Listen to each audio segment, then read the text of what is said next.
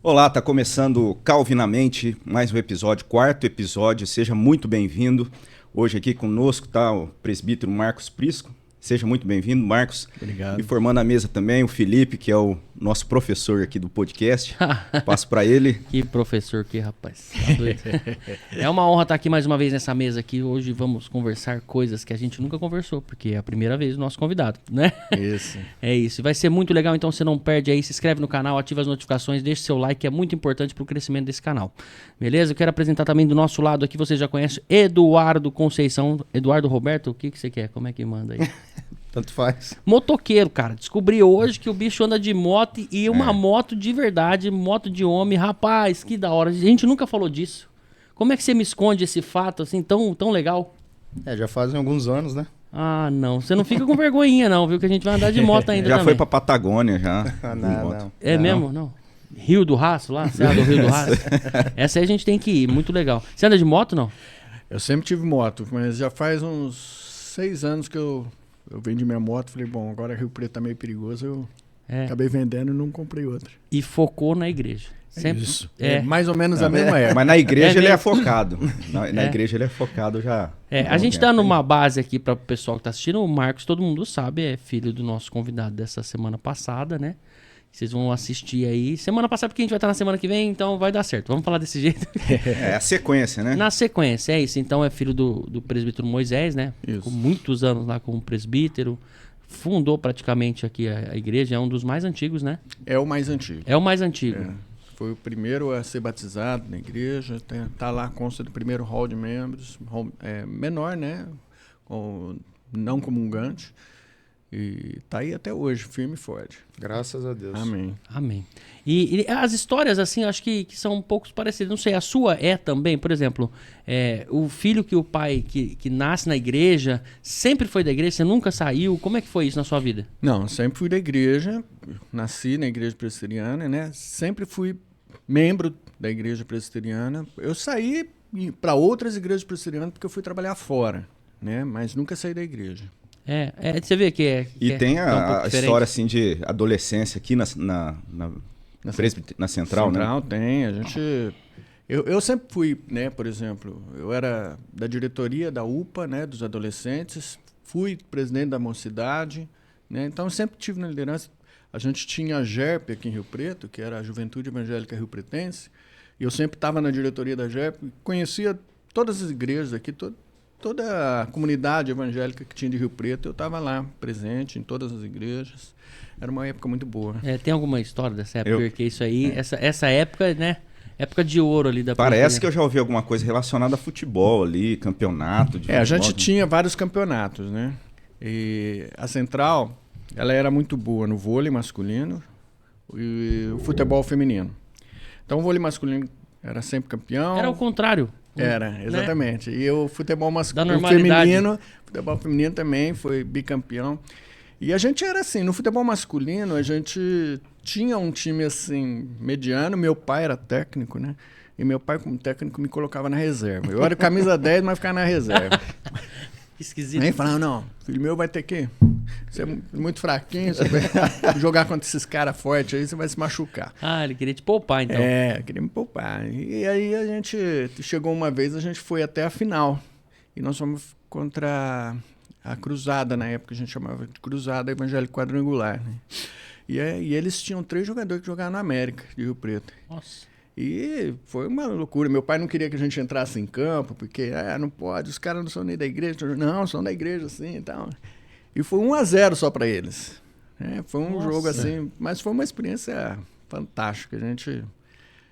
A gente jogava ali no Peniel, que era onde a gente jogava todo sábado. Todo sábado a gente tinha racha lá no Peniel. Já conhecia o campo um pouco? Já, conhecia. Cada cantinho do campo a gente conhecia. Era muito bom. Acampamento também rolava? Tudo ali lá, no Peniel? tudo lá. Tinha acampamento... O acampamento que eu participei foi em 81. Tinha mais, acho que se eu não me engano, tinha mais de 600 pessoas lá. 600 jovens, né? E veio uma equipe lá de São Paulo. Era uma equipe de linha pentecostal, né? E meu pai não queria que eu fosse, né? Mas aí eu fui e tal. Aí no de 83, a mesma equipe vinha e falou, agora você não vai. Eu falei, não sei o que. Aí, minha irmã podia ir. Eu não podia, né? Porque, não, Linha Pentecostal, você não vai não. Aí me mandou lá para um acampamento da Igreja Independente, que era lá no Shalom. E depois eu comecei a frequentar um pouco lá, Independente, com uns amigos meus. E aí a Independente estava naquela fase Lá na primeira. Era mais na segunda Independente, dos meus amigos, né? Ali do Parque Industrial, no caso? Isso. Na Prudente mesmo, Prudente. lá em cima, né? Uhum. Então eu tinha muitos amigos ali. E aí só que aquela época a Igreja Independente estava com aquela questão da teologia da libertação. Uhum. Eu falei, pai, você precisa escolher. Pentecostal ou teologia da libertação, o que você quer, né? Quando jogou pra ele. Então, foi assim, uma época de aprendizado, eu pude ver todos os lados, né? Da fé, da maneira como eles conduziam a fé deles. Mas foi bom, eu tive... a gente vai construindo, assim, a nossa vida ali na comunidade, né? E fui conhecendo as facetas. Infelizmente, depois disso, acho que em 86, se eu não me engano, a JEP acabou. Até o presidente da JEP depois veio, o Magno e o Sidney tentaram reconstruir, mas não foi para frente, né? Justamente por causa dessas questões aí doutrinárias, questões mais colocando política no meio, né? Mas a experiência que a gente teve foi uma experiência assim muito boa. Tudo isso vai contribuindo para uma maturidade. Crescimento, exatamente. A gente vai amadurecendo, vai conhecendo como que é. Porque normalmente a gente é assim. A gente ouve as coisas. E aí a gente vai pelo que a gente ouve. Se a gente não conviver, a gente não aprende o que é mesmo, né? Então é importante você também conhecer os outros lados para ver, né? E você vai colocando tudo numa balança. E você saiu de Rio Preto depois, foi nessa época? Foi assim. Primeiro eu fui fazer faculdade. Em 85 eu passei na faculdade lá em Campinas, em PUC. Fui fazer arquitetura. Na verdade, eu nem sabia o que eu queria, né? Eu gostava muito de desenhar, gostava muito de matemática. Falei, vou fazer arquitetura. Passei, fui fazer 1 ano lá. Rapaz, aí acontece um monte de coisa, né? Nesse primeiro ano de arquitetura, eu bati o carro 2 vezes em 1 mês. Eu falei, ai, tô dando muito gasto pro meu pai, né? Então, na primeira vez, eu estava errado. Eu estava indo para o Peniel para jogar bola. E aí, cadê meu óculos escuro? Fui procurar, assim. Quando eu fui assim, pá! Bati o carro num carro estacionado. E você já estava estudando em Campinas. Era férias, era período de férias, acho que junho, julho, não sei. Quando eu vi, eu bati numa Brasília. Meu pai tinha um Corcel verde. O Corcel era uma lata forte, né? Não fez nada no Corcel. Mas a Brasília, quando eu vi, ela tava com o bocão aberto, assim, né? E a Brasília, era, se não me engano, era do baterista da banda Apocalipse, aqui de Rio Preto. Nossa! Virou uma festa. Aí tal. E aí eu morria de medo do meu pai, né? Aí eu tava na frente. Era do lado assim, um quarteirão depois da casa do seu Ismael, da Flávia, né? E aí na frente tinha um amigo meu. Eu fui lá, né? Falei, preciso ligar pro meu pai, então, morrendo de medo. Bom, fui meu pai teve que pagar todos os concertos. 1 mês depois, minha tia me manda ir lá pra cuidar da casa dela. Tô indo pra casa, saio da casa da namorada, tô indo pra lá. Vem um carro e me bate. Um carro na contramão, veio. É outro gasto. Aí eu falei, não, eu preciso vir embora. Aí vim para ficar longe. Eu falei assim, eu preciso parar porque a faculdade é muito cara e tal. Aí até cheguei pro meu pai falou, pai, eu quero voltar. Meu professor de cálculo falou que eu devo ser professor de matemática.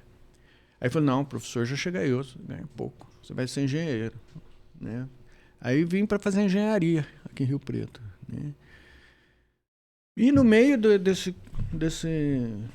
do curso, né, estava no 3º ano, eu prestei o concurso para Justiça do Trabalho. A minha mãe já era servidora, né? Ela era oficial de justiça. Ela falou, faz, mas eu falei, mãe, não tem nada a ver comigo, não gosto de direito, não gosto dessas coisas, né? Não, eu fiz a inscrição para você. A minha inscrição era a primeira. Então você começou fazendo arquitetura na PUC, Aí voltou, eu fui para engenharia. Foi para engenharia aqui em Rio Preto. Aqui em Rio Preto. Na Dom Pedro? Não? Na Dom Pedro, isso. Aí minha mãe fez essa inscrição para mim. Aí você estava no 3º ano de engenharia. Isso. Aí eu falei, não, eu não vou fazer esse concurso. Aí, no dia da prova, era um domingo, ia ser lá em Ribeirão, não tinha prova aqui em Rio Preto na época, né? Aí minha mãe falou, Marcos, tem um ônibus que vai sair da porta, eu te deixo lá na junta. Né? Naquela época chamava Junta de Conciliação e Julgamento. Eu te deixo lá na porta, o ônibus te pega, leva lá na faculdade, você faz a prova e deixa aqui. Eu falei, mãe, não vou. Estou em semana de prova na faculdade, não vou. No sábado, tinha um aniversário. O aniversário de um jovem da nossa igreja, lá na casa dele. Aí eu fui, aí a gente conversando lá, Mário, o nome dele, né? Ele é cunhado do pastor Maurílio. Aí o Mário falou, Marcos, amanhã eu vou para Ribeirão prestar a prova. Você não quer ir? Vai eu, a Vânia e a Suade. A Suade era uma amiga minha de infância. Ah, vocês vão de carro? Ah, então eu vou. Né? Eles estavam no 3º ano de Direito e eu no 3º ano de Engenharia. Rapaz, só eu que passei naquela prova. E era de Direito, bro. Era só sobre Direito. E tinha matemática, né? De 10 questões, você tem 9 de matemática. Foi o que me ajudou. Mas aí eu falei, gente, só pode ter sido Deus, né? Porque eu não estudei, não queria. Né?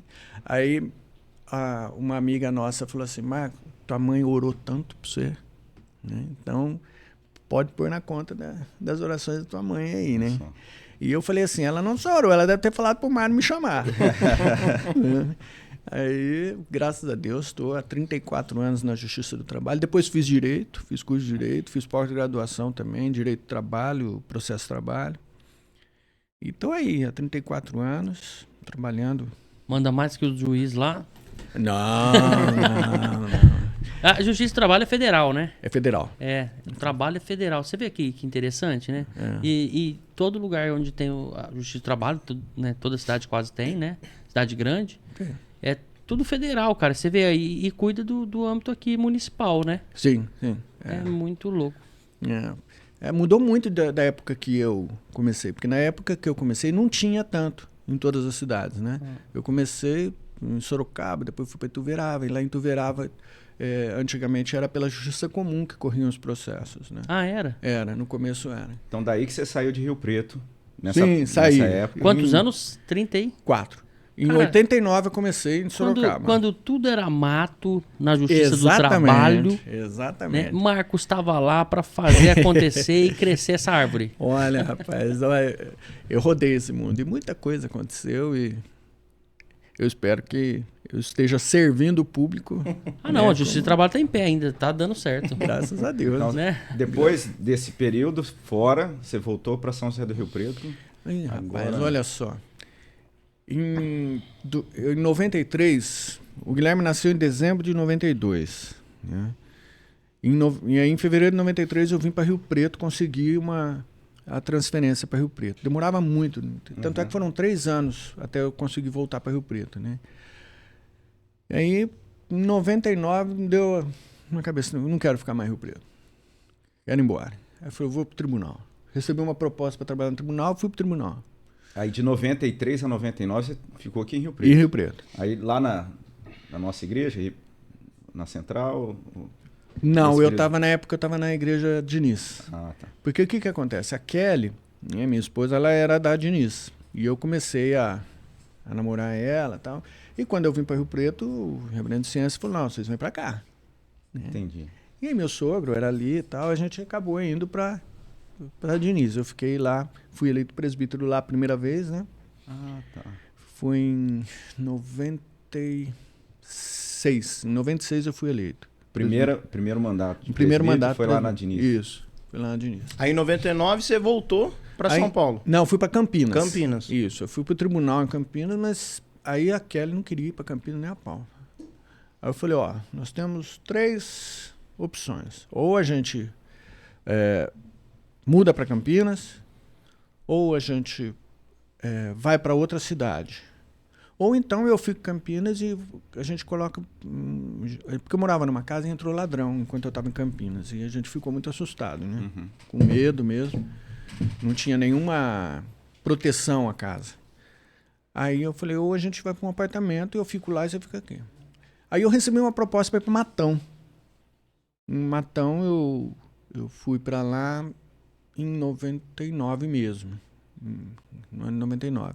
Acabei indo para lá, que a Kelly falou, vamos conhecer, ela gostou da cidade.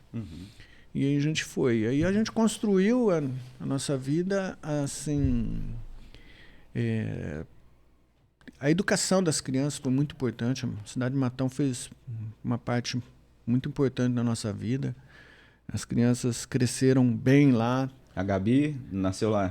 Não, a Gabi nasceu aqui. Quando nós fomos, ela estava com 2 anos. Ah, tá.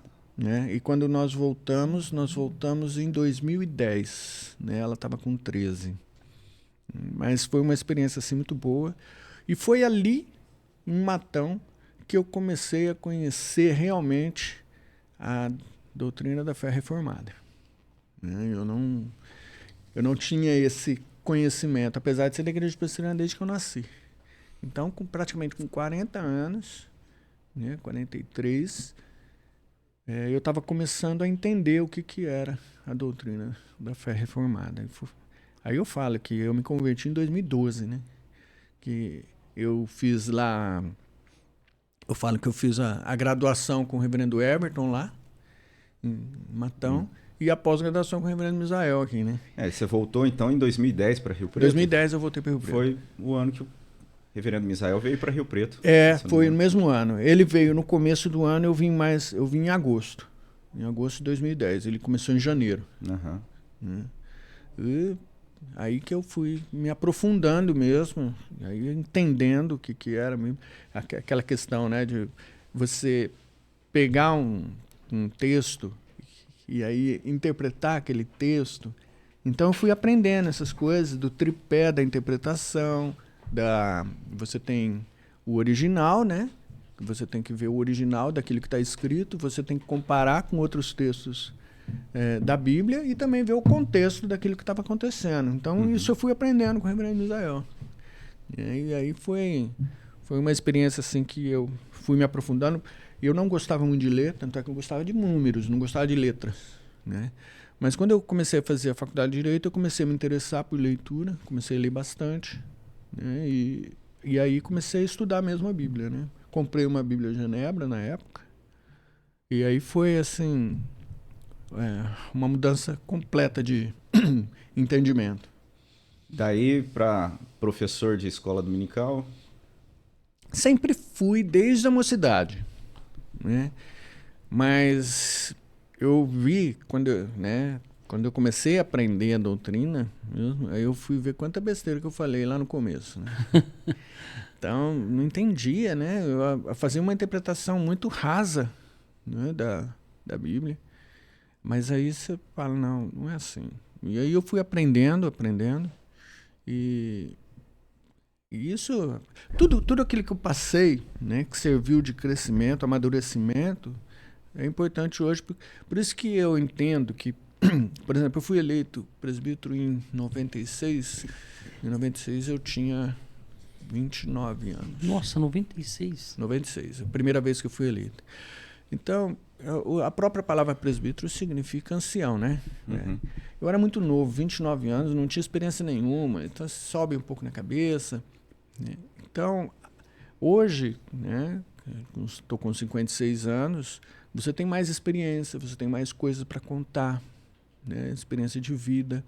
Você passa por situações difíceis da vida, situações que realmente mexem com o nosso interior mesmo, né? Questões de pecado, questões de restauração, aquilo que como Deus vai trabalhando na nossa vida. E isso, assim, ajuda muito quando você... A própria Bíblia fala, né, que quando você é restaurado, isso vai servir para você orientar as outras pessoas, né? Então, é importante a gente ter um pouquinho mais de idade. As experiências de de sofrimento, no caso, que a gente passa, isso vai moldando a nossa vida, e quando a gente tem essa perspectiva da fé reformada, a gente percebe isso porque é algo que está ali legitimado na palavra, né? Como isso funciona e como isso a gente pode aplicar para estar instruindo também outras pessoas, né? E a igreja passou por algo assim geral, né? Mundialmente, que foi a pandemia. Né? E daí a gente chega hoje, né, nesse período que a igreja está, e lá na nossa igreja, a gente tem estudado um conteúdo ali que você foi um dos professores. Certo. E como é que foi isso? A escolha desse conteúdo, algo que também está disponível, né, lá nas plataformas, lá no YouTube, essas aulas. Sim. Bom, a escolha ela foi feita pelo reverendo Misael e pelo Henrique, né, que é o superintendente da escola dominical. E, assim, uma coisa que a gente, quando já escolhe, já vem pronto para a gente. Vai ser esse livro e tal. Aí ele pegou, falou, pode passar lá na secretaria e pegar o livro. Peguei o livro, levei para casa, peguei um para o meu pai, entreguei para o meu pai. Aí o Marcelo pegou um. Então os professores são eu, o Marcelo, o meu pai e o Rogério Cruz. Foram os 4 que deram aula durante esse período. A gente tem também o Antônio, né, que é professor da classe, e agora o João Marcos começou. E quando eu peguei esse livro, eu falei para Kelly, vamos ler. A gente estava precisando ler naquela época, porque a gente estava vivendo um momento meio complicado. A pandemia trouxe muita complicação para a gente, né? E aí começamos a ler. E, gente, esse livro é muito técnico. Não posso dar aula nesse livro aqui. Né? Medo e fuga. Eu já comecei a ficar com medo. Aí eu falei, eu vou fugir da raia, não vou dar aula disso aqui. Né? Aí eu falei, acho que quem devia dar aula disso aqui é o pastor Misael e a Ana Márcia, que é psicóloga, né? Porque é um livro escrito por um psicólogo, um cara que é especialista em medo. E aconselhamento, né? Aconselhamento, ele é pós-graduado, ele é, na verdade, ele é doutor em psicologia de aconselhamento, né? E ele também escreveu um livro, até eu tenho interesse de adquirir esse livro, a gente não tem. Chama... É sobre depressão, né? Depressão, a tenebrosa noite da alma. Né? E aí ele escreve esse livro, mas ele é especialista em medo. Né?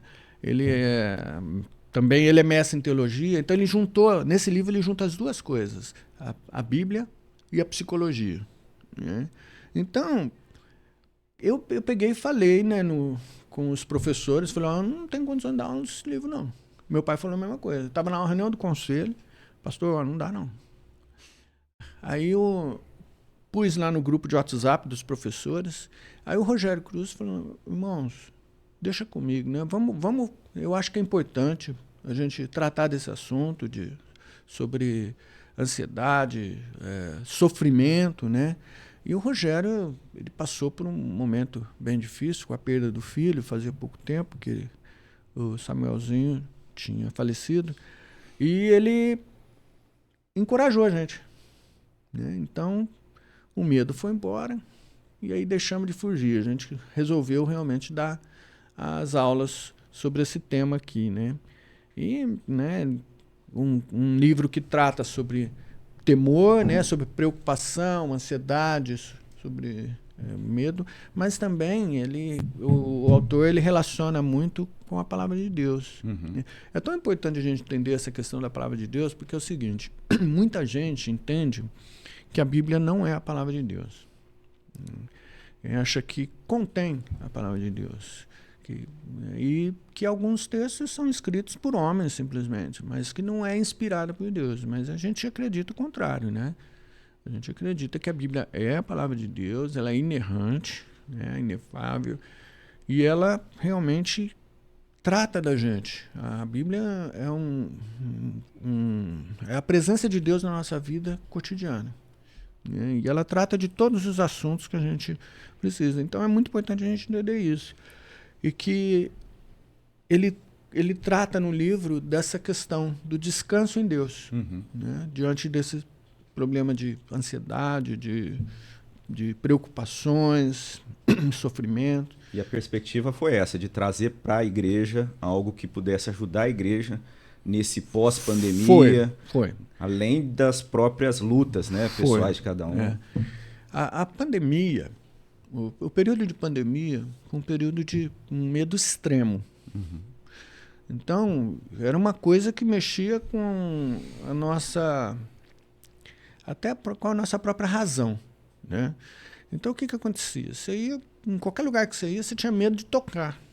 Você tinha medo de tocar nas pessoas. Medo de respirar, a gente tava. Sim, então, a gente começou a ficar com neura. Então, olha como que isso mexe com a nosso emocional, né? Então, foi um momento que estava todo mundo precisando, né? Ainda as pessoas ainda estavam com medo, porque nós começamos em outubro de 2022 a estudar esse livro, né? E terminamos agora em maio, né? Então foram 7 meses de estudo desse livro aqui. E a gente via que lá no começo, no ano de 2022, algumas pessoas ainda tinham receio de ir à igreja, com medo de pegar alguma coisa, né? E né, era álcool gel para tudo quanto é lado, era uma neura tremenda. É um cuidando do outro, né? Não era um negócio assim? Era. Você se cuidou? Você tá meio gripado, hein? Ó. Não era assim? Na verdade, não era nem cuidado, né? Era assim, medo mesmo. O pessoal, qualquer coisa. Você espirrava, o pessoal, opa. Fica de longe, né? A igreja perdeu muito membro? A igreja até faleceu que não, algumas pessoas? Até que não foram muitos, né? Eu lembro da dona Alzira. Que eu me lembro foi a dona Alzira, mas teve mais gente, sim, mas não foram muitos, não. Mas teve muita gente que passou perrengue ali, né? Os familiares, né? Porque sim. A igreja era afetada por conta dos familiares, né? Que sim. Ontem eu soube até que como é que ele chama? Teitei. O Cláudio Teitei. Foi entubado, né? O Wellington, né? Que hoje está no seminário, ele quase... Então eles dois foram... E eles foram no comecinho ali, 2020, né? Foi no começo, naquela época que não tinha nem vacina. Né? Então... Eu faltando 2 semanas para tomar a primeira dose, né? Eu nem tava tão animado para tomar vacina, né? Porque eu falei, cara, isso aí é sei lá, é minha opinião. Não vou nem falar de vacina, vai. Mas... nem eu. Então, mas eu fui entubado, cara. Ah, é? Também quase fui dessa aí. Muita oração, muita gente... né, que queria eu vivo, graças a Deus, e deu tudo certo. Eu tenho um assistente que trabalha comigo lá, o meu assistente, ele pegou, e ele foi entubado, ele quase foi um período assim de muita preocupação mesmo, para que e a igreja toda orou por ele, né, o Carlos, e uma experiência boa, né, que a gente teve na pandemia. A partir da pandemia a gente começou a orar muito, orar bastante, né, então... Aí o conselho resolveu, até foi uma sugestão do presbítero Gandolf, de orar 2 vezes por semana. E a gente faz isso até hoje. Que bom. Né? Então, toda semana, de segunda e sexta, a gente tem reunião de oração à noite. E a gente teve muita resposta. Deus respondeu. E eu acho assim, ontem até estava comentando com a Kelly. A gente saiu da igreja, eu falei, puxa, Vitor, como que a igreja está... né, forte. A gente vê o coral muito bonito, o louvor animado, né, a pregação da palavra, então nem se fala, né? Então acho que Deus tem abençoado muito a nossa igreja e também isso é fruto de oração, né? Então a gente tem orado muito até pela equipe de transmissão a gente ora, né? A gente ora por todos os trabalhos que são feitos na igreja e a gente começou a ter muita resposta de oração, muita. Algumas Deus não respondeu favorável, mas a maioria, mais de 90%, Deus respondeu favoravelmente. Né? E isso foi em geral, né? Eu peguei Covid em junho de 2020, bem no comecinho. E aí eu levei para casa, todo mundo pegou, as meninas pegaram, a Samila pegou, né? E a Samela ficou bem ruim, só que o problema da Samela não foi respiratório. Ela ficou uns 3 meses, mais ou menos, que ela ficou... Não tinha força para nada. E a igreja foi fundamental, porque muitos médicos, né, na igreja, o presbítero Henrique mesmo mandou mensagem orientando, né, ó, toma isso, certo, toma aquilo. Muitos outros médicos, né, entraram em contato, né, da igreja, passando orientação, porque estava tudo muito no começo ali, então não tinha muito o que fazer, porque não sabia exatamente qual... Muita gente não sabia, nem os médicos sabiam. Foi, era exatamente isso. Então, e a oração dos irmãos foi que fortaleceu a gente a... Eu creio que foi um mover mesmo, né, nesse sentido, na nossa igreja, que os departamentos começaram a se reunir em oração. Sim, sim. Foi algo geral. Foi geral. E isso tem sido algo que a gente vê esses frutos hoje sendo fortalecido, né? Cada departamento. Até porque não tinha como ir para a igreja, né? Então tinha que fazer alguma coisa. Então, acho que ter tomado essa atitude de ter os departamentos, de fazer oração, essa questão de orar 2 vezes por semana os também. Encontros virtuais. E continuar agora, cara, é fruto que está colhendo de uma situação que foi difícil no passado, né? O autor do livro é interessante, que ele fala que todo mundo tem medo. Ninguém vive sem medo. Alguma coisa você tem medo, né? Sim. E eu me lembro que eu tinha uma assistente, ela já faleceu. E ela me chamava, ela falava que eu era destemido, que eu não tinha medo de nada, né? Então, lá no serviço, a gente tem que tomar algumas decisões em alguns processos. E eu, né, como eu tinha que despachar, eu era o diretor, né? Eu tinha que dar alguns despachos, então eu fazia uns despachos bem, assim, mas bem fundamentados. E ela falou, mas você não tem medo, né? Eu falei, medo do quê? Eu estou fundamentado aqui na lei, né? Cumprindo o meu papel. Então... Ela falava que eu era destemido, mas todos nós temos medo. Ele até fala que existe é como que uma pecinha, né, aqui na região do cérebro, que chama amígdala cerebral, que é ela que é a que produz o medo no nosso corpo, né? E aí esse medo faz com que a adrenalina aumente, né? E aí ela aumentando, a gente consegue enfrentar os perigos da vida, né? E aí a gente age, né? E eu me lembro uma vez, na década... já estava aqui, em 94, acho que foi isso. Ainda existia o medo da AIDS, né? E uma prima nossa, lá de Fronteira, ligou para mim, falou, Marcos, meu tio está internado na Santa Casa com AIDS, está muito mal.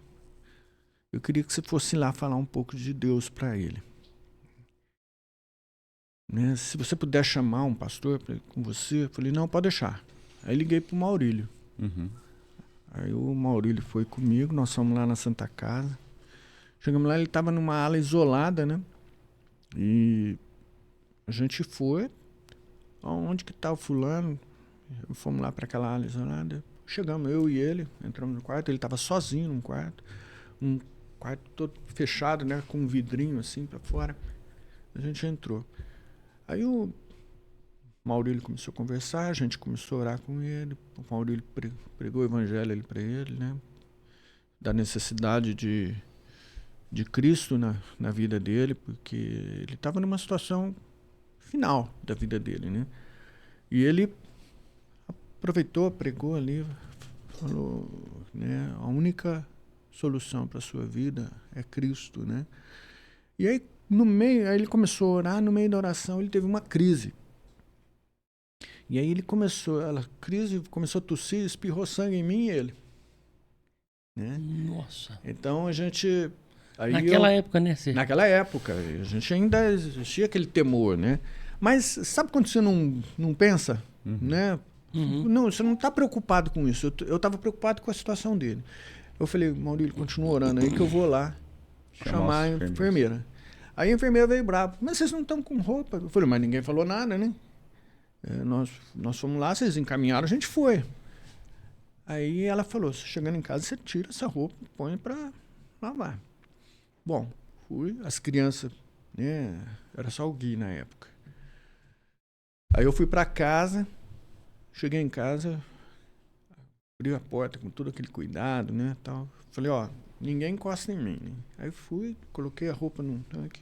Falei, Kelly, põe alguma coisa nessa roupa aí. Aí eu expliquei para ela o que tinha acontecido. Então, eu não, em nenhum momento eu fiquei com medo de acontecer alguma coisa, nem comigo, nem com a minha família, né? Porque eu falei assim, eu pensei comigo, falei, bom, Deus proporcionou essa... A gente ficou sabendo que minutos depois ele faleceu. Minutos? Minutos depois, né? A gente saiu, a gente ainda estava no caminho, né? Aí a gente recebeu a ligação de que ele tinha falecido. Mas é uma coisa que dificilmente eu tenho medo mesmo. Eu não, né? Eu até brinco, né? O único medo que eu tinha era do meu pai, né? Meu pai era muito bravo. A minha mãe era brava. Mas você era de apanhar, não? A minha mãe batia, meu pai não. Meu pai não precisava. Não precisava, né? Só ameaça. Olhou, bicho. Olhou, o bicho pegou, né? Então, eu morri de medo do meu pai. Ainda na mocidade, né? O pessoal fala, Marcos, vamos fazer isso. Não, vocês não conhecem meu pai. Mas era aquele medo, assim, de respeito? Era aquele medo que eu não posso decepcionar ele, sabe? Eu não posso fazer... Isso, como é que era? Isso existe até hoje. Né?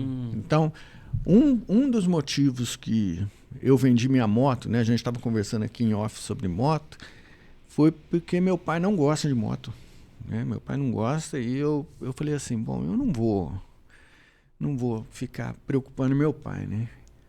Então eu vendi minha moto e falei, eu ainda falava, enquanto meu pai estiver aqui, mas mesmo se meu pai não estivesse aqui, eu não vou ter mais moto, né? Em respeito a ele.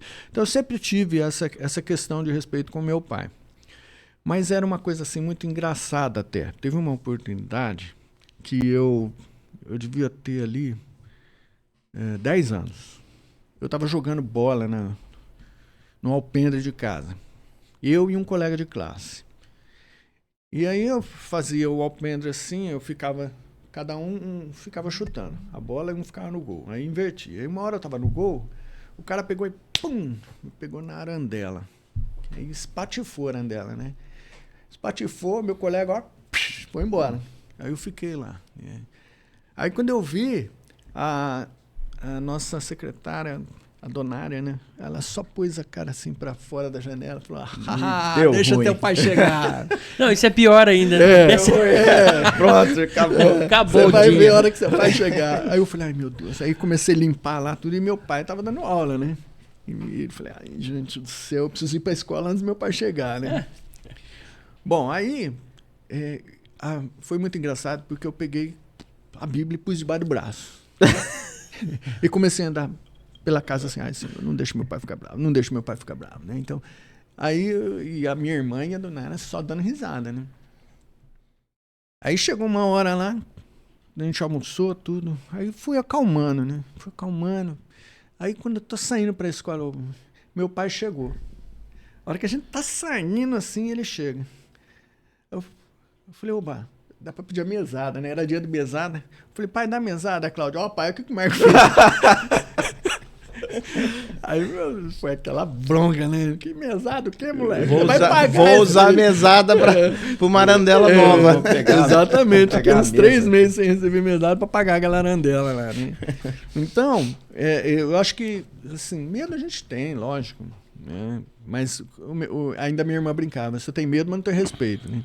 Não, mas eu sempre tive esse respeito, né? Com relação a ele.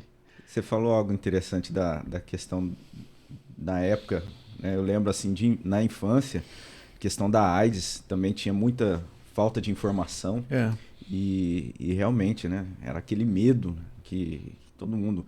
Eu lembro de ter um caso de um vizinho de casa também ser ali diagnosticado com AIDS, né? O soro positivo. E aí a molecada toda ficava falando, nossa, vai fulano, e se passava perto, né, a molecada ficava toda com medo, assim, será? E depois ficava imaginando, e aquele medo, então, parece que fica e cria forma, né, na mente da gente. Eu não sei, mas tem um aspecto positivo, né, desse medo, né? Tem, o medo, ele é importante pra gente, e é importante a gente aprender a ouvir o que o medo está querendo dizer pra gente, né? O autor, ele fala muito isso no livro, né? Que O medo existe, o medo é real, a gente tem que entender e a gente tem que dar atenção para ele, a gente tem que ouvir o que o medo está querendo dizer para a gente, né? E a gente tem que investigar por que a gente tem esse medo e a gente tem que tratar desse medo. E como deve ser a nossa relação com esse medo, então? A relação é assim, a gente... O medo ele tem várias manifestações, né? E aí eu acho legal, em 2 capítulos do livro, dois capítulos do livro, mas em 2 aulas que a gente deu, até acho que fui eu que dei as 2 aulas, a aula 2 e a aula 18, ele fala sobre o mesmo texto da Palavra de Deus que está lá em Tiago, né? Deixa eu só ver se eu acho aqui, o que fala esse texto aqui. Tiago 4. Ele cita esse texto usando em 2 oportunidades, né? Os versículos, Tiago, capítulo 4, os versículos 14 e 15. Aqui ele fala assim, ó. O Tiago fala: vós não sabeis o que sucederá amanhã, que a vossa vida sois apenas como neblina que aparece por instante e logo se dissipa. Em vez disso, devias dizer: se o Senhor quiser, não só viveremos, como também faremos isso ou aquilo.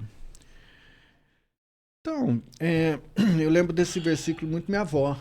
Minha avó falava muito isso para mim. Eu falava: vó, amanhã eu vou fazer isso. Não, vó, eu juro. Jura nada. Você não sabe o que vai acontecer amanhã, né? Se Deus quiser, você vai fazer. Isso ficou gravado, né? É tão legal quando você consegue captar algumas coisas que os nossos pais, os nossos avós, né, falam pra gente. E isso, ela falou, eu era criança. E eu nunca esqueci disso, né? E esse texto, ele fala... E nesse texto tem, né, até nos 2 capítulos, né, nas 2 aulas, 2 e 18, ele trata de um lado o medo e do outro lado a presunção. Né? No capítulo 18 ele fala da presunção. E aí, no medo, né, você tem aquele lado que você precisa prestar atenção daquilo que né? E o medo, o que o medo fala? Né? O medo, ele fala assim, você está em perigo. Né? E o autor fala isso no livro, você está em perigo. Né? E aí, você estando em perigo, o lado, você fala assim, puxa vida, eu não vou conseguir. Eu não vou sair dessa situação. E, normalmente, uma pessoa que está em depressão, ela tem essa reação. Né? Eu não vou conseguir. Ela tende a focar mais no medo, no temor, e se agarrar aquilo e ela acaba ficando... Né? Exatamente. Ela fica paralisada. O medo traz essa paralisia para a gente. Né? Então, são as 2 coisas que o medo traz. Ou a paralisia ou a fuga. Porque, normalmente, a gente não quer enfrentar. Quer ver uma coisa? Ele fala do medo da morte no livro. Né? A pessoa que tem medo da morte. Uma coisa que eu tinha medo, não tenho mais, era de avião. Né? Porque eu sonhava muito com queda de avião. Mas direto eu sonhava. Mas não que eu estivesse dentro do avião. Eu sempre via um avião cair. Né? E aí, nunca vou andar no avião, nunca vou andar. Eu tinha até um colega que falava assim, Marcos, por que você tem medo de avião? Você tem medo de morrer? Não, medo de morrer eu não tenho, mas de avião eu tenho, né? Aí ele falou, então, mas você faz o seguinte, quando você for viajar de avião, você avisa que eu não vou. Né? Porque você fica sonhando com essas coisas aí, né? Mas aí até que depois eu comecei a viajar por causa do trabalho, exigia, né? E aí, hoje, tranquilo, não tenho mais esse medo. Então a gente tem essa questão, a gente não quer. O medo da morte, ele fala no livro que a gente evita o assunto. E às vezes a gente evita até falar coisas importantes com familiares, né? Às vezes você precisa tratar de um assunto importante antes de morrer e você foge disso. Né? Então, de certa forma, a gente tem que encarar o medo. Tem que olhar o medo e fazer a leitura, no caso. Tem que fazer essa leitura, né?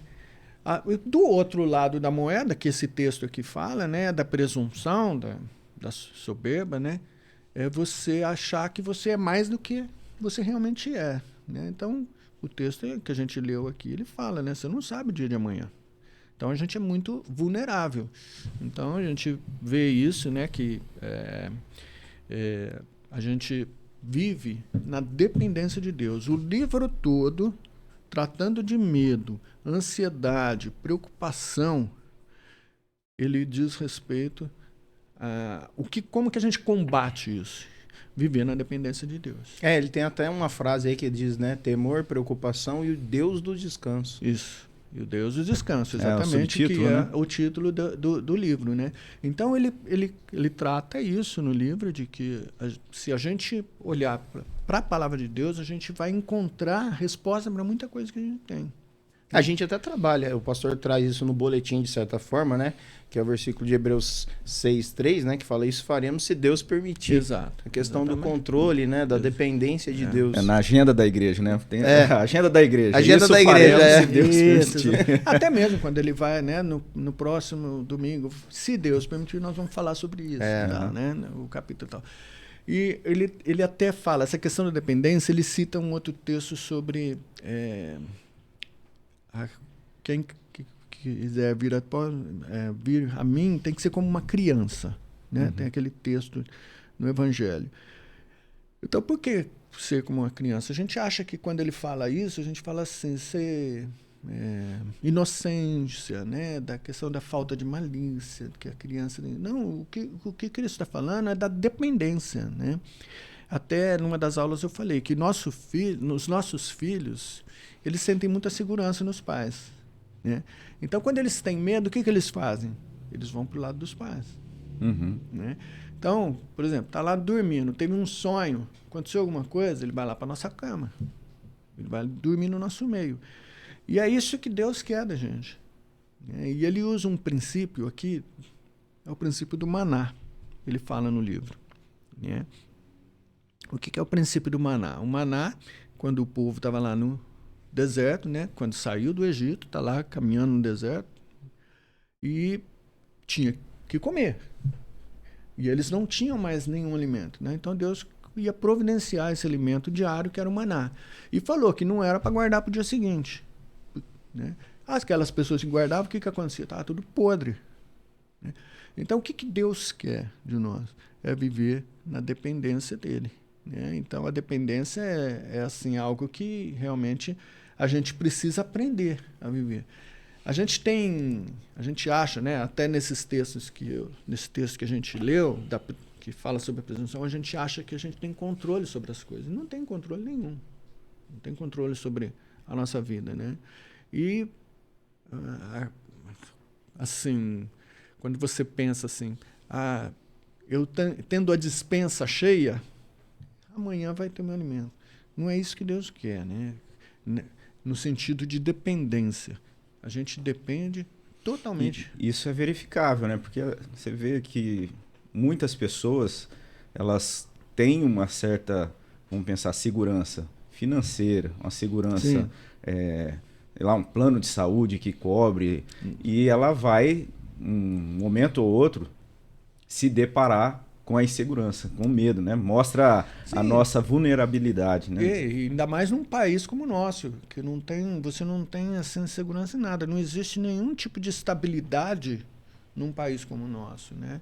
Então, a gente vive totalmente na independência. Por exemplo, eu sou servidor público, né?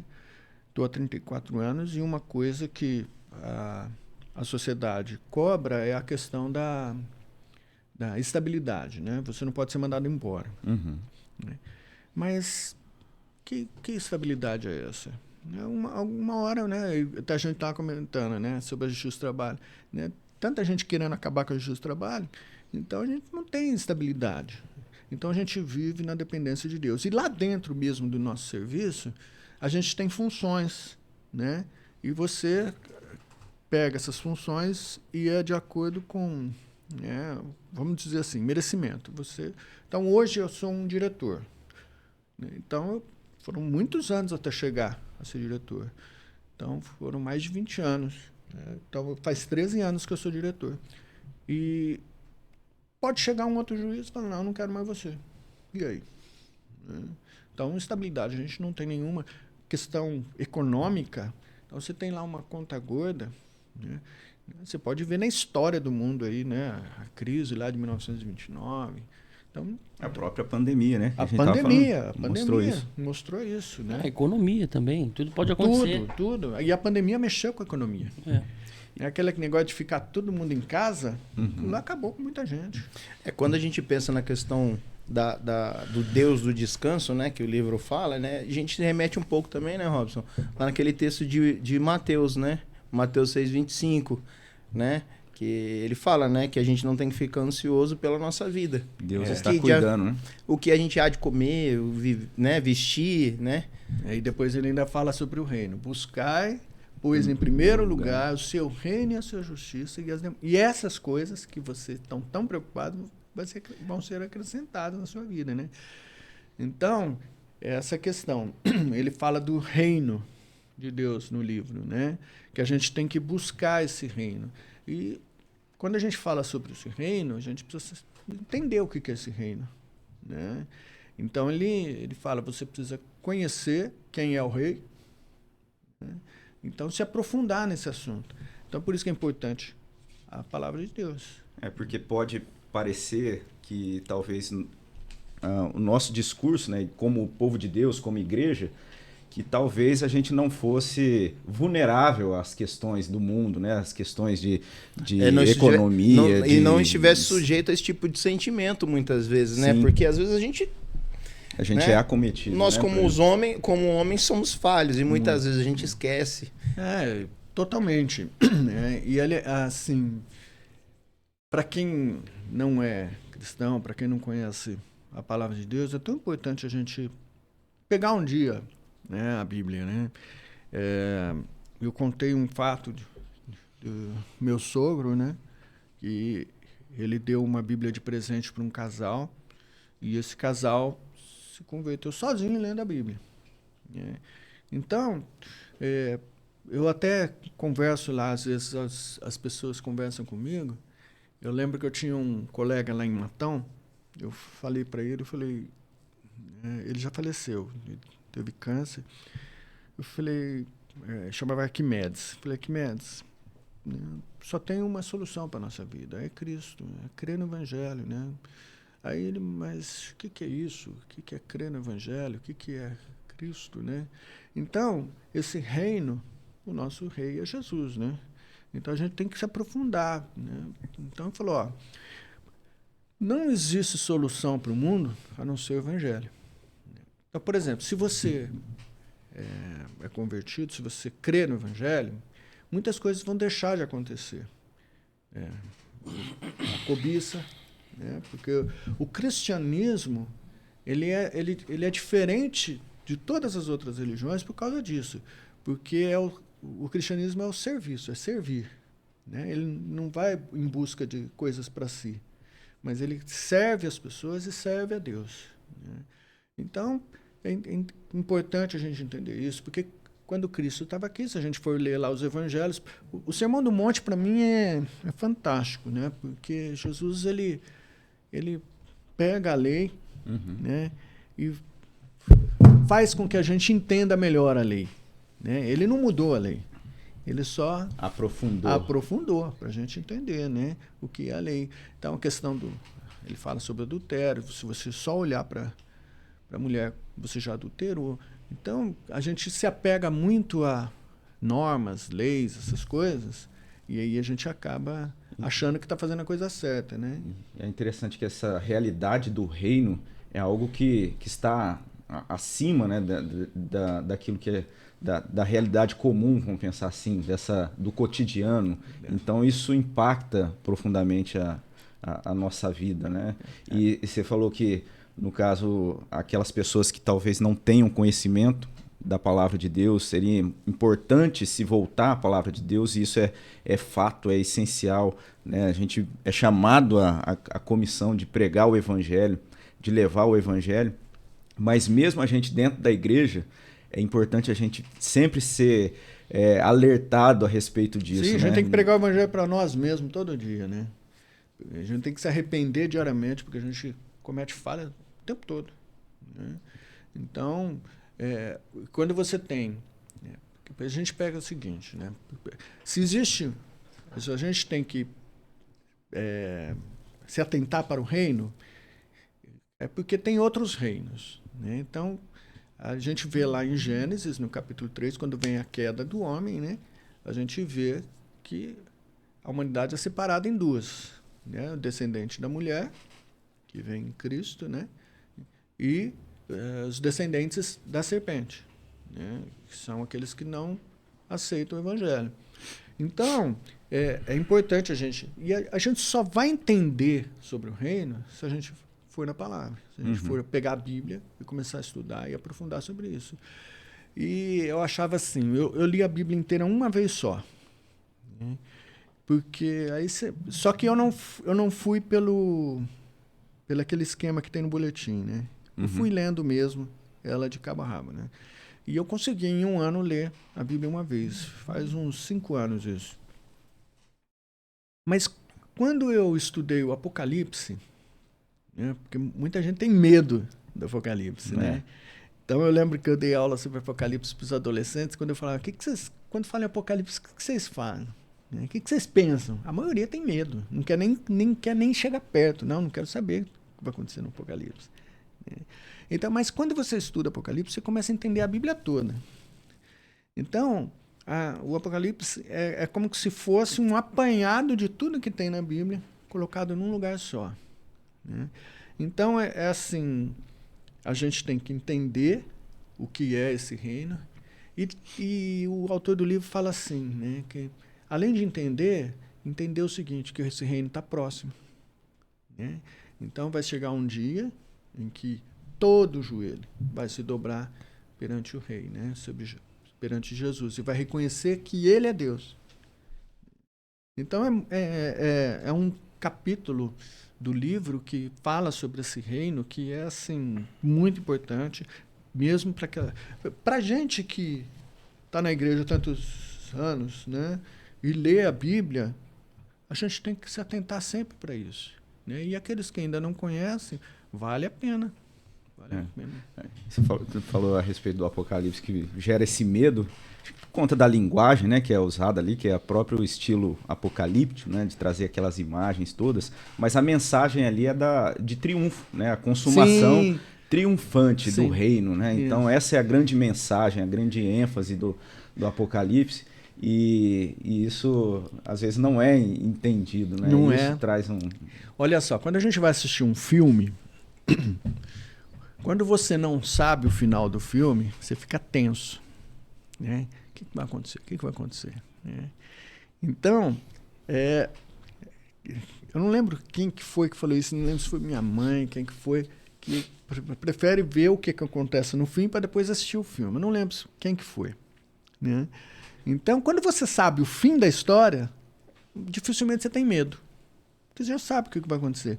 O Apocalipse é isso, você já sabe o fim da história. Então, até ontem mesmo o pastor falou na mensagem, né, que o medo da morte, ele não é compreensível para quem sabe o que vai acontecer no fim. Né? Então, se você já sabe que Jesus, né, triunfou e vai acabar com tudo, né, do mal, vamos dizer assim, se você já sabe que a vitória é certa, então não tem por que temer. Né? Então não tem por que temer a morte. Né? Então, para o cristão, o temor da morte não, e Jesus falou, né? Eu sou a ressurreição e a vida. Né? Quem crê em mim, ainda que morra, viverá. Então, essa é a nossa esperança, essa é a nossa certeza.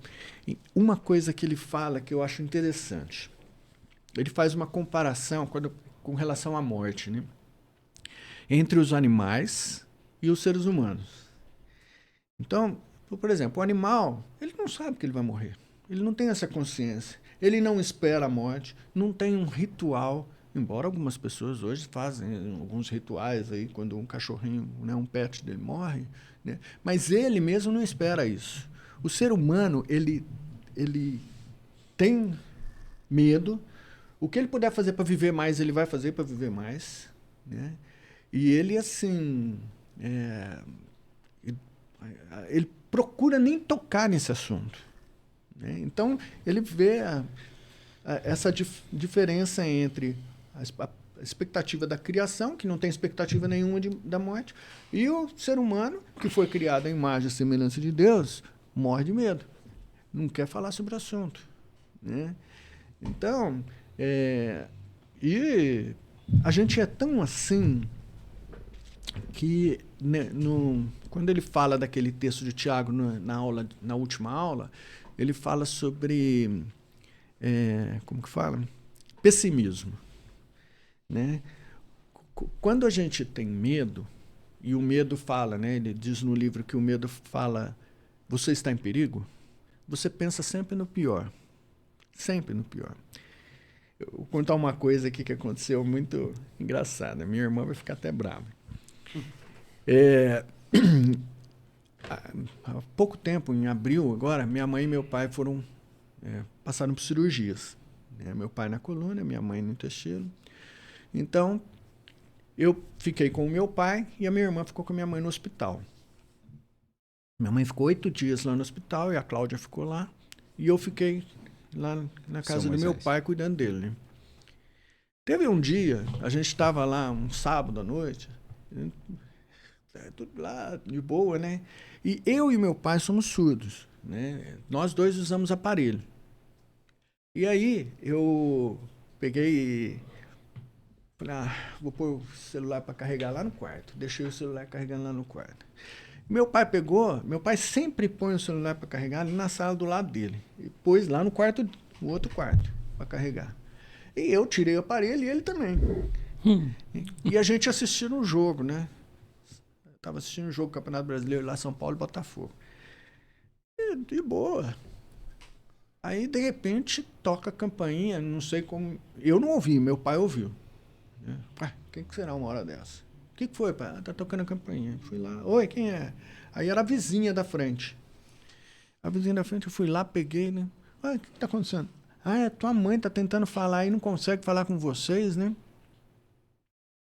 Aí eu falei, é que o celular tá carregando lá no outro... Né? E meu pai tá sem o telefone fixo, né? Eles tiraram. Aí eu peguei o telefone. Oi, mãe, que foi? Não, que a gente tá tentando falar com vocês, não consegue e tal, né? Falei, não, tá tudo bem, nós estamos aqui e tal. E aí, eu fui lá pegar meu celular, tinha um monte de ligação da Kelly para mim. E no celular do meu pai tinha um monte de ligação da minha irmã pro meu pai. Né? Agora você imagina, o que passou pela cabeça delas enquanto a gente não atendeu o celular? O medo. Aí, e já pensa no pior, né? Então, o que é o pessimismo, né? Então, todo mundo hoje tem celular. E todo mundo fica grudado no celular. Se você liga para uma pessoa e essa pessoa não atende, você já pensa o pior. Alguma coisa aconteceu, né? Então, eu não vou nem contar, mas as coisas que passaram pela cabeça da minha mãe, da minha irmã, da minha mulher, é muito engraçado contar. Hoje a gente dá risada, mas, assim, no dia foi tenso para elas. E o interessante, Marcos, é que, assim, nós como cristãos, né, acreditando num Deus que provê, que sustenta, que criou, que cuida de todas as coisas, nós também temos medos. Sim. E o que leva a isso na tua concepção? O porquê que você acha que... Porque uma coisa é a pessoa que não crê num Deus que criou e que governa, que sustenta todas as coisas. Mas nós, como cristãos, ainda assim temos alguns medos. Você acha que é o quê? Falta de confiança? Falta de fé? Falta de conhecimento? Eu não vejo que seja falta de confiança. Eu acho que da própria natureza humana isso, né? Então, a gente vê, o autor fala, né? Inclusive o Marcelo, numa das aulas, ele cita aquela parte que Adão, quando come do fruto, eles fogem da presença de Deus. E aí, Deus perguntou, onde vocês estão? A gente viu que estava nu, tive medo e me escondi. Então, é da natureza da queda, o medo, né? Então, isso é natureza humana e a gente acaba tendo isso. Mas, e outra coisa, a gente quer ter o controle de tudo. Né? A gente acha que a gente tem o controle de tudo. Por exemplo, nossos filhos. Que tipo de controle nós temos sobre os nossos filhos? Nenhum. Se nós não colocarmos nossos filhos nas mãos de Deus, né, se for depender da gente para segurar para que nada... Para garantir, né? Para garantir. Nós não temos condição, nós não temos esse poder. Né? Então, eu vejo que é da natureza humana o medo, né? Então, não vejo que é falta de confiança, de fé, mas da própria natureza, né? E a diferença é que o cristão, quando ele pega a Bíblia, ele descansa. Talvez a consequência da queda seja o desequilíbrio do medo, né? Sim. Porque existe o aspecto positivo do medo, que o primeiro é aquele de nós temermos desagradar a Deus, que é esse Criador, mas como consequência da queda a gente acabou perdendo aquilo que o medo deveria fazer de positivo na nossa vida, né? Trouxe esse desequilíbrio, assim como todas os nossos sentimentos. Por isso que é importante a gente entender que a Bíblia é a palavra de Deus, porque tem muita gente, né, como eu já falei, que não entende que não. A Bíblia é que traz segurança para a gente. Uhum. É onde a gente tem onde se apoiar. Eu achei fantástica essa frase, Deus do descanso. Porque, assim, nos remete justamente a isso, trazer a memória aonde a gente deve aportar quando nós estamos passando por esse tipo de sentimento. Uhum. E nas Escrituras trata de todos os aspectos, né? E tem gente que fala assim, doutrina não é importante. É super importante. Porque quando é a doutrina que vai te dar segurança no momento de dificuldade, né? Sobre o que vem depois da morte, né? O que Deus faz na nossa vida, né? Tratando conosco, né? No nosso dia a dia. Deus caminha com a gente. Sim. E ele caminha, né? Se a gente for ver lá no Velho Testamento, que quando eles estavam carregando a arca, né, da aliança, era a presença de Deus ali com eles, né? E então a palavra de Deus é esse caminhar. É Deus falando conosco o tempo todo. Por isso que é muito importante a gente ter essa vida piedosa, né? Ele fala do pietismo também. Então, é o que nos dá o suporte que a gente precisa. Porque se a gente for, olha só, quando ele fala dos reinos, né, a gente tem lá aquela situação dos deuses. O nosso coração é uma fábrica de ídolos, né? Então... Já dizia Calvinamente. Calvinamente. Então, a gente deposita muito a nossa esperança nesses ídolos que a gente cria, né? Eu até citei numa aula a questão de um time de futebol. Quando você coloca esse... Falou time de futebol, você pegou o Bibo? Quer que pega outro personagem ali? Não. Quer que pega outro personagem que tem o bonequinho dele ali? na mesa. Porque tem um ele Edson tá concordando. Ele tá concordando. Ele tá concordando. Né? Quando você pega seu time de futebol e quando seu time perde, a gente perde a estribeira. A gente fica nervoso. Né? Meu pai falou para não falar nada do Palmeiras. Mas... Quando o time tá só ganhando, você nem lembra. Esse exemplo aí não vai ser legal, tá bom. O Palmeiras perder já não né, ficou fora de contexto. Mas eu quero... Vai, pode falar. Então, o que acontece?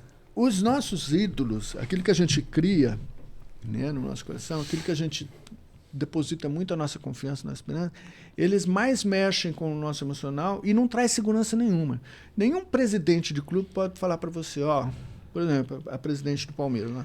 O Palmeiras vai ser campeão da Libertadores. Não, ela não pode garantir isso. Isso nunca ninguém pode. Então, agora, com relação a Deus é diferente. Né? Tem um capítulo do livro que chama Eu Prometo. Né? Então, são as promessas de Deus. Tudo que Deus prometeu, Ele cumpriu. Glória a Deus. Glória a Deus. E aí, o que é importante a gente estudar? Né? Por isso que eu falei no começo, né? Que quando eu comecei a entender a reforma, né? A doutrina da fé reformada, eu estudei sobre os atributos de Deus. Né? E um livrinho do Paul Washer. E quando eu estudei os atributos de Deus, eu falei, gente, quando você vê quem é Deus, você começa a entender as coisas. Né? Então, um dos atributos de Deus é que Ele é fiel. Né? Então, aquilo que ele fala, ele cumpre. Tudo que ele prometeu, ele cumpriu, está cumprindo e vai cumprir. Ele é fiel às promessas dele, né? Exatamente. Então, essa questão da promessa é muito importante. A gente deposita confiança em políticos, a gente deposita confiança até mesmo em pastores, né? Líderes em geral. Pais, né? Nossos pais. E a gente vê que todo mundo é falho. Mas Deus é santo, Deus é perfeito, né? E Deus é fiel, ele cumpre as promessas dele, né? Então é assim, quando eu estudei os atributos de Deus, aquilo para mim foi assim, pronto. Esse material, Marcos, ele foi estudado na classe do templo, né? A classe geral. E você comentando a respeito desse aspecto dos atributos, eu estou lembrando da aula de ontem que foi ministrada na classe dos jovens. E fala a respeito da providência de Deus. Que Deus, nesse sentido que Deus está cuidando das nossas vidas em todo tempo, Deus tem os seus propósitos. E uma dos comentários ali foi a respeito do problema que muitas vezes Deus é fiel às promessas dele. E às vezes a gente acaba fazendo algumas promessas, ou acrescentando, entendendo que talvez nós é quem determinamos alguma coisa. É um equívoco, né? Muitas vezes que remete talvez às nossas mentes, ou infelizmente a gente vê isso acontecer por parte de alguns líderes, né? Que acabam acrescentando e prometendo e determinando, e a gente vê que tudo isso é um grande equívoco, né? Uma falha muito grande. Né? Porque, e as pessoas muitas vezes acreditam nisso. Uhum. Né? Então, naquilo que aquele líder está falando, mas ele falou que... Acredita na presidente do clube, né? Que ele talvez fale. O Atlético Mineiro lá, né? We can, né? Então, eu acredito. E nós podemos, né? Então, mas eles... É a nossa fragilidade. A gente acredita naquilo que as pessoas falam e muitas vezes a gente deixa de acreditar naquilo que Deus está falando. Então é mais fácil quando você lê lá que Deus é providente, né? A providência de Deus na nossa vida. E aí você tem uma necessidade urgente. Eu tenho que pagar um boleto, eu não tenho dinheiro. Né? Então o que a gente vai fazer? A gente vai tentar por nós mesmos conseguir resolver essa situação. E você busca de toda forma tentar resolver essa situação. Você só não faz o que precisa fazer, pedir para Deus a te ajudar. Né? Então, ajudar o quê? Controlar suas finanças. Né?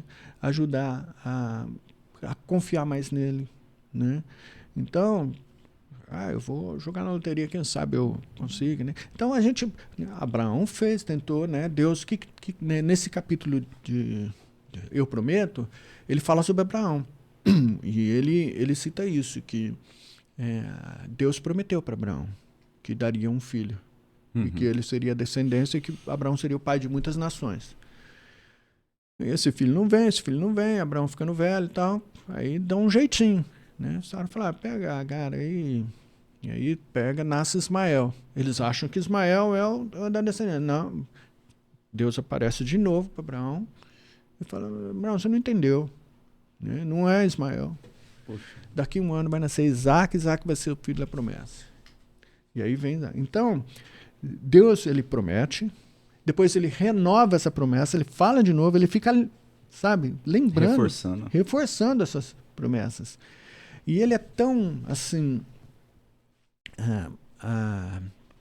A Bíblia é cheia de alianças, né, de Deus para com seus filhos, e a aliança que ele faz lá em Gênesis com Abraão é muito interessante, né, porque é aquela situação do animal, né, que está no meio. Naquela época, né, no contexto geral, né, do povo que vivia naquela época, quando você fazia um trato com uma pessoa, uma aliança, um contrato, né, você pegava um animal, cortava, você passava no meio desse animal e o outro também passava. E se você não cumprisse, você ia ter o mesmo destino daquele animal. E aí, lá em Gênesis, acho que é capítulo 15, se eu não me engano, Deus faz isso durante a noite, vai e volta. Ele mesmo faz. Por quê? Porque nós não temos condição de cumprir. Mas Deus cumpre, Deus é fiel. né? E a gente não pode esquecer disso. A providência vem, né? E muitas vezes a gente esquece e começa a tentar resolver da nossa forma. Se você tivesse condição, Marcos, de fazer um resumo para alguém que estivesse ouvindo e tivesse com algum tipo de medo, qual o caminho que você faria, com base assim no que o autor e a Bíblia te deu? O que você falaria para a pessoa, por exemplo? Bom, em primeiro lugar, eu falaria para essa pessoa o seguinte, que há condições de reverter essa situação. Né? De que forma? O Evangelho. Né? Deus promete esse descanso para todos nós. Né? E Ele promete esse descanso para você também. Então, creia que Cristo é a solução dos seus problemas. Ele é esse rei, né, que cumpre suas promessas, é um rei que reina sobre tudo, sobre todos, e ele traz esse descanso. Pode confiar, ele já fez tudo por nossa vida, né? E a vitória dele já é certa. E quando você tem medo, ore, peça a Deus, né, em nome de Jesus, que ele possa trazer esse conforto, essa confiança para você. A Bíblia fala que a paz que Deus nos dá, ela excede todo entendimento. É incompreensível para a gente, mas Ele traz essa paz para a gente. Eu vou confessar para vocês, quando eu vim para cá, eu falei, gente, estou com medo. Eu nunca participei de um podcast, né? Mas sabe quando você senta ali, ó, sentei ali na poltrona ali, parece que descansei, né? Então eu orei, falei, ó, Senhor, me ajuda, né? Quero ser instrumento do Senhor para abençoar e glorificar teu nome por isso, né? Então, Deus traz essa paz, né? Então, que essa pessoa possa realmente entender que a única solução para ela, né? Por mais que Deus nos dê algumas soluções, como dizer, por exemplo, tratamento terapêutico, Sim. tudo isso é também graça de Deus sobre as nossas vidas, mas a solução final para a nossa vida é Cristo. Né? Ele é essa solução final. Né? Não há outra solução. E quando a gente deposita a nossa confiança, e a gente é como essa criança que Jesus falou, né? Que vive na dependência de Jesus, de Deus, a paz vem. Amém. E Ele mesmo resgata, né, a nossa situação, né, pela graça dele, né? Sim, sim. Essa confiança depositada nele. Sim. E é interessante porque, pelo que eu vi, é um assunto profundo demais, né? A gente Muito. falar E eu não respeito tenho disso. especialidade nada nisso, né? E aí a gente vê que uma forma errada de passar pelo medo é a estagnação, ficar ali naquele medo. A outra forma errada seria agir com a força do próprio braço sem se submeter a esse Deus soberano, né? E sem confiar, sem descansar nesse Deus do descanso. É como se fosse dois extremos, né? E a gente tem que estar ali no meio, né? Depositar nossa confiança em Deus, porque Deus age. Age mesmo. É profundo. Você tocou num aspecto quando você mencionou a respeito até da própria forma da gente lidar com a morte. Você comentou, né, a cerimônia que é feita, que os humanos fazem isso, né? Os animais não têm. Se eu não me engano, é C.S. Lewis que comenta alguma coisa a respeito disso, até para exemplificar que a eternidade está no ser humano, né? Deus ali... Isso, Eclesiastes fala isso. Isso. Então, Deus colocou no coração do homem a eternidade. E por isso que, então, reflete na forma como o homem lidar com a morte. Ele sabe que as coisas não... Por mais que ele negue isso, ele sabe que as coisas não terminam aqui. Então, ele precisa se colocar, ele tem que parar, né? Nós precisamos parar de lutar contra essa grandeza de Deus, que é o Criador de todas as coisas, soberano, e parar de lutar no sentido de tomar para nós a autonomia, né? A gente precisa ter essa disposição de confiar. E muitas vezes é no medo que isso vai acontecer, né? Esse medo que traz para a gente a nossa vulnerabilidade, e aí a gente tem então que se entregar e descansar. E quando a gente falou sobre saber o final de toda a história, e isso traz tranquilidade para a gente, né? Isso faz a gente lembrar de uma coisa. Então, por exemplo, Apocalipse ele tem uma linguagem figurada, né? Para que aqueles que não conhecem entendam, há uma diferença entre Gênesis e Apocalipse. Gênesis é literal, né? E o Apocalipse é figurado. Então, Gênesis, a gente vê que Moisés escreveu lá esse livro para explicar, porque o povo de Israel estava longe de todas as tradições, de todos os escritos, durante muitos anos. Foram 400 anos, né, de escravidão e tal. E aí, Moisés escreve, né, como que foi a criação. Né, então, vem escrevendo, explicando. Então, por isso que a gente vê que Gênesis é literal mesmo. O Apocalipse, João está preso. E para que ele possa mandar essas cartas para fora, ele tem que escrever numa linguagem figurada, porque senão vai passar pelos guardas lá. Não, isso aqui não vai passar. Né? Só que o Espírito Santo, né, atuou para que as pessoas que lessem entendessem o que ele estava falando ali. Né? Então, a gente sabe o final, como vai ser disso. E a Bíblia nos mostra assim, que o cristão ele tem que viver pronto, né, para o que vem pela frente. Né? Então, o último capítulo do livro, ele fala sobre o ontem, o hoje e amanhã. E o amanhã, né, a Deus pertence. Ele conta a história de Steve, né, que era um cara que tinha toque, e aí esse Steve, ele paralisava tudo, ele não sabia o que ia fazer. Chegava num determinado ponto, né, quem que eu vou namorar? Com quem que eu vou sair? Né? Que faculdade que eu vou fazer? Ele não sabia. Só que ele teve conselhos de irmãos da igreja, de amigos dele, e familiares, que foram pessoas preciosas que Deus colocou na vida dele para que aconselhassem. A partir daquele momento ele mudou. Ele falou, bom, o futuro a Deus pertence. Né? Então, e aí ele começou a viver de outra forma. Né? Até brinquei na aula, né? Fiz um trocadilho, né? Estive, não estou mais. Né?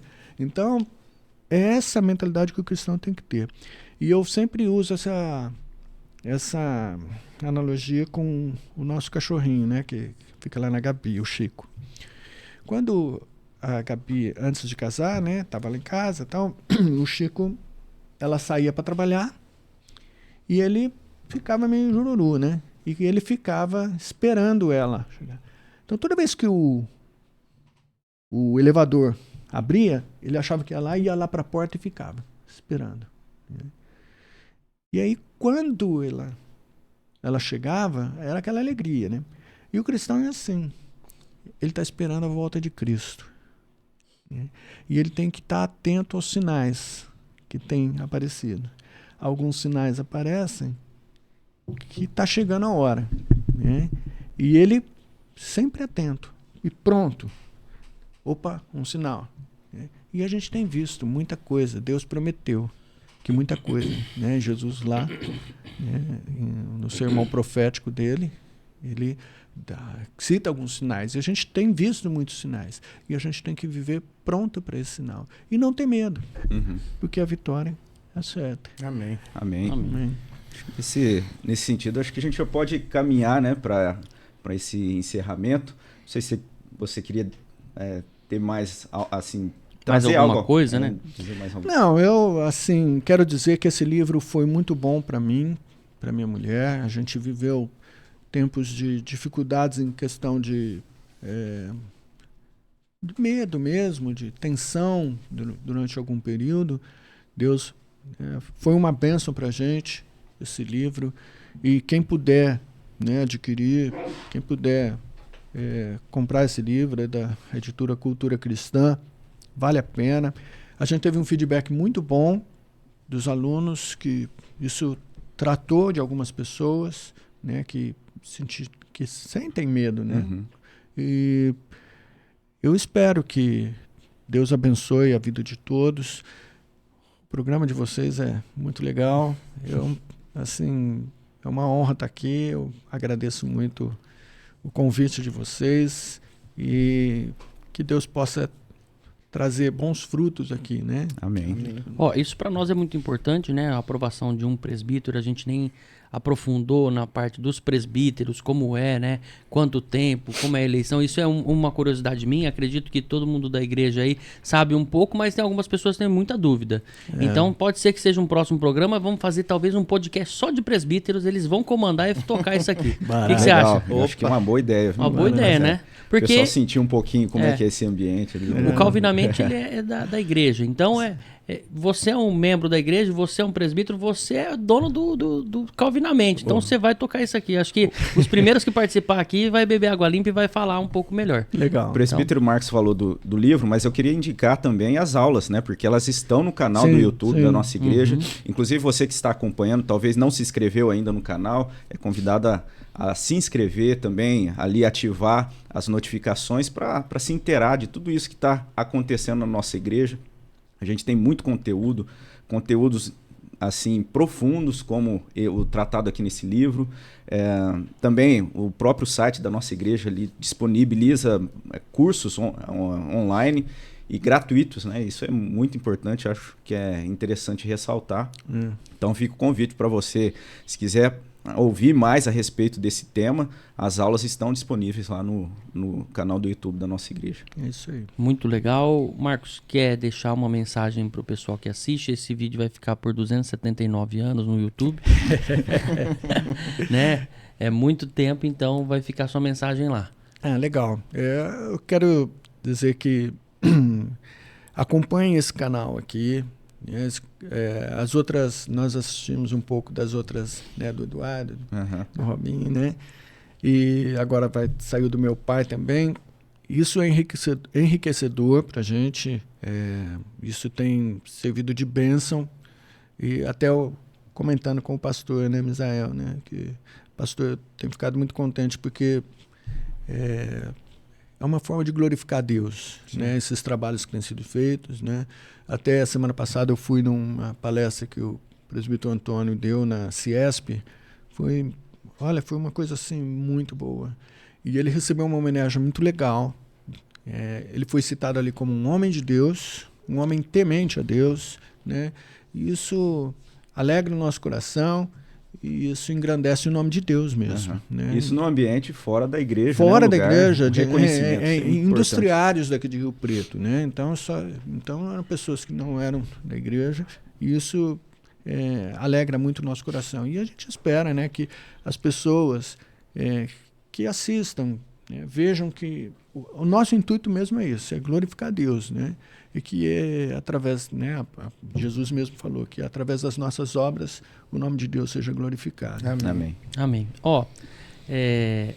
Foi muito legal. E eu quero te pedir uma coisa nova aqui, Robson, pra você me dar abertura. Você viu, é tranquilo conversar, né? Aqui o podcast não tem esse medo. E eu já conversando com alguns irmãos na igreja lá, não, rapaz, eu tenho medo de câmera, não tenho medo de falar e tal. Mas pode falar com as suas palavras, não é tranquilo, não é tranquilo, não é de boa? Sabe por que é tranquilo? Por quê? Porque eu nem percebi que tinha câmera. Você tá vendo? Mas isso é que a gente está conversando. Então, indo nessa linha aí, pode indicar aí um nome pra gente já ter uma agenda, né? A agenda já tá sendo feita, mas a gente vai colocar mais pra frente, né? Inclusive, quero agradecer o pessoal que tá aqui no estúdio acompanhando, o chefe dos diáconos, o Diácono Mor aqui, né? O Fábio. Muito obrigado pela sua presença. Ficou com vergonha de aparecer, a gente ia colocar ele aqui no meio. Mas tá vendo como é tranquilo? Não, mas ele vem, viu? Ele vem, né? Ele vai ter que vir. Ele vai ter que sentar aqui, não tem jeito.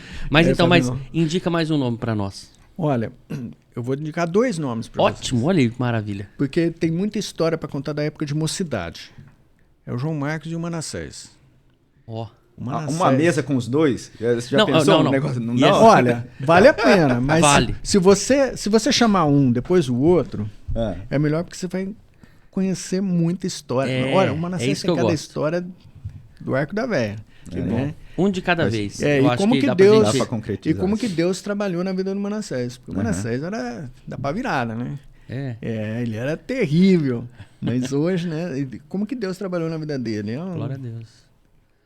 Muito bom. Legal, então a gente já tem mais 2 nomes aí, já anota aí, Robinho.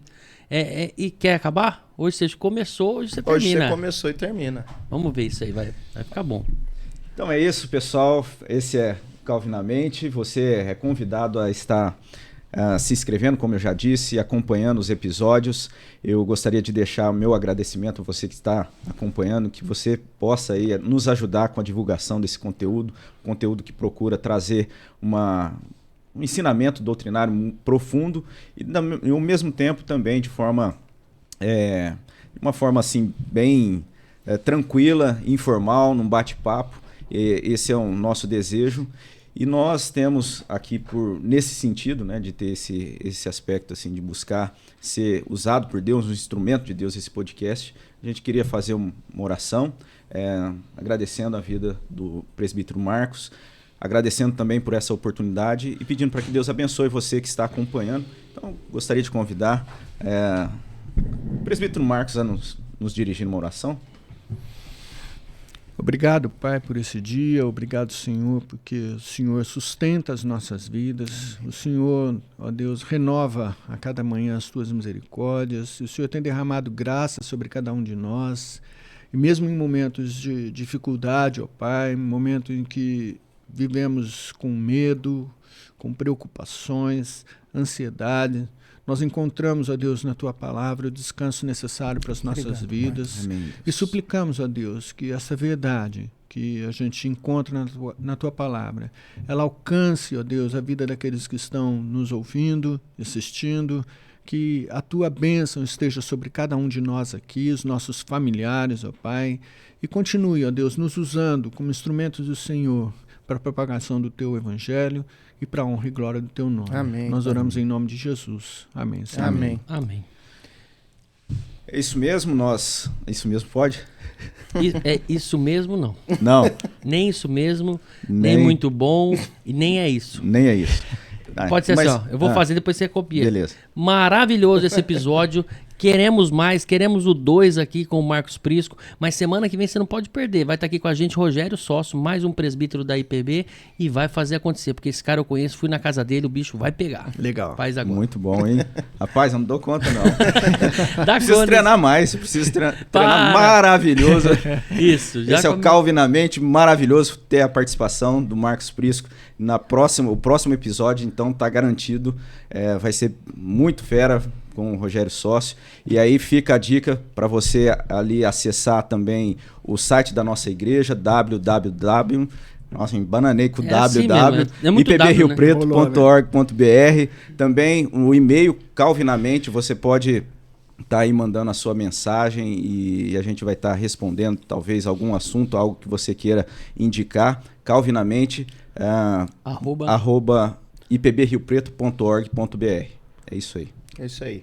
Maravilhoso. Você falou muito bom. A gente fica por aqui. Até semana que vem. Valeu.